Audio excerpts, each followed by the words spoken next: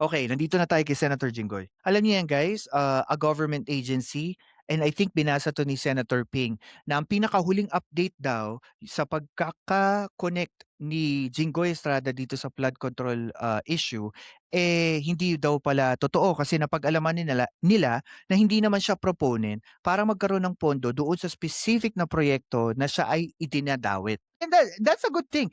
Alam niyo, the more that we talk about this, the more mafi-filter out natin yung mga fake news sa hindi. And that's a good thing. I liked it. And that's another problem with public sentiment.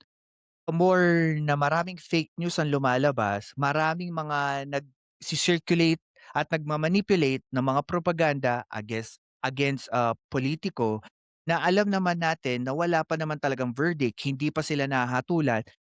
Everyone is very uh, saying na sino yung masama, sino yung mabuti. Pero 'pag tinanong mo na yung inaakusahan niyo ba, like for instance si Senator Jinggoy, talaga bang may nakita or sinabi ba ng korte siya guilty? Yes, marami magsasabi, ang tagal naman ng korte sa Pilipinas, hindi naman makukuha yung justice right away. True.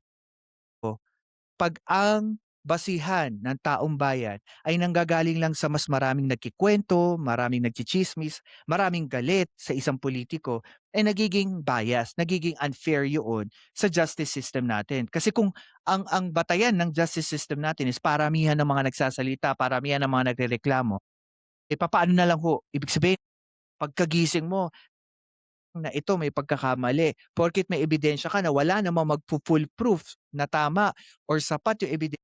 Yung gano'n na lang ba tayo maninira ng reputasyon? 'Di ba? Ako sa akin, yes, marami akong issue kay Jinggoy Estrada sa mga inaaprubahan niyang mga bills before. Pero it doesn't mean na magiging bulag ako sa katotohanan that he is not yet been, uh, uh wala pa naibababang guilty sa kanya about dito sa flood control issue.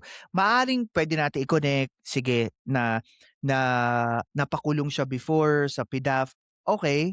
Pero alam din po natin legally, yoong kanyang case naman doon napawalang sala na, so technically nasira yung reputasyon niya, pero ah ang glory naman ng kaniyang pagiging politiko, naisalba naman nung napawalang bisa ng korte yung ayun. Oh, so yun yung kabuuan nun na gusto ko i-share sa inyo.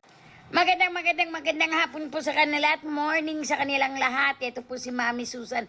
Ayan, nagpapasalamat po ako sa binigay ng oportunidad ni Pelcas na ako'y kanyang ma-interview, and I would like to invite everyone na mag-subscribe po sa kanyang channel, Pelcas. Okay? Maraming pong salamat. Thank you.